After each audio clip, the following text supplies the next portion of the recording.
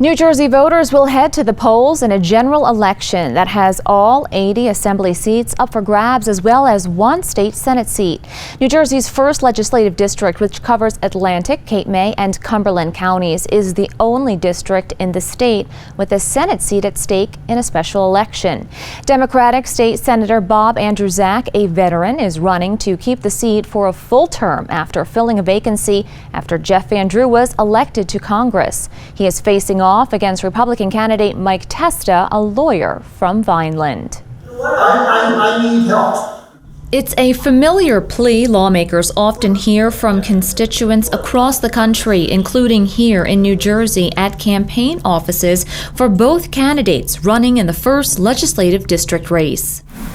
Lots of math. While politics can be divisive at times, it's these voters who will decide the outcome of the state Senate seat, and they want to know where the candidates stand on several hot-button issues. I am adamantly opposed to New Jersey being a sanctuary state.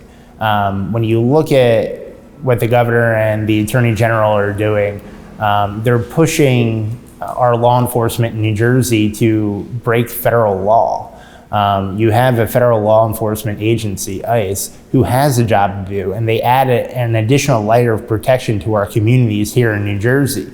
Now, there's the misconception of ICE going out and rounding up illegal immigrants and deporting them, and just for being here illegally. That is far from what is actually happening, and far from the truth, and far from the role that they provide.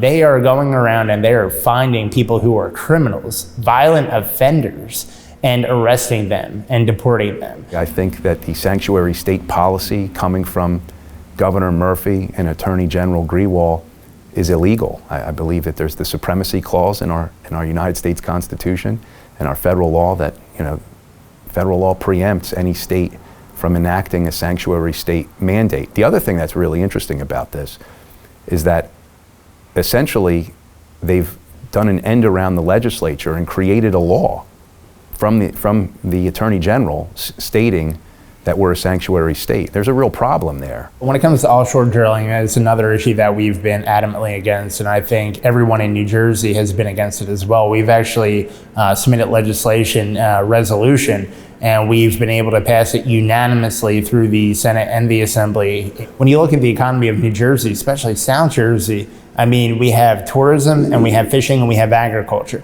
Well, two of those industries would be directly affected by offshore drilling. We have such a great commercial and recreational fishing industry here in South Jersey and in Cumberland County as well, my home county. We have a huge oyster business, a huge scallop business, and obviously both commercial and recreational fishing is very large there, but not necessarily as large as Cape May County. I would really need to see that there would be no environmental impact from offshore drilling. I'm not prepared to state that I'm pro offshore drilling, I can tell you that, especially as it's going to impact our coastline. So when it comes to wind energy, look, I'm absolutely in favor of renewable energies. However, I do feel what the governor is pushing and his agenda is admirable, but also very unrealistic at the same time. To be able to reach 100% renewables by 2050, I think we need to extend that quite a bit. I have a real problem with the wind farms, I have to tell you. My understanding is it's going to affect watercraft. It's also going to affect natural habitats of shellfish and some of the fish that exist. I think that the Murphy administration's energy master plan is a disaster. It's an absolute disaster for South Jersey.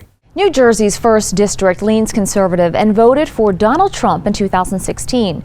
While the state's Democratic candidates have far outraised Republicans in money, voter turnout is expected to be low since it's an off-year election without a governor's race at the top of the ballot.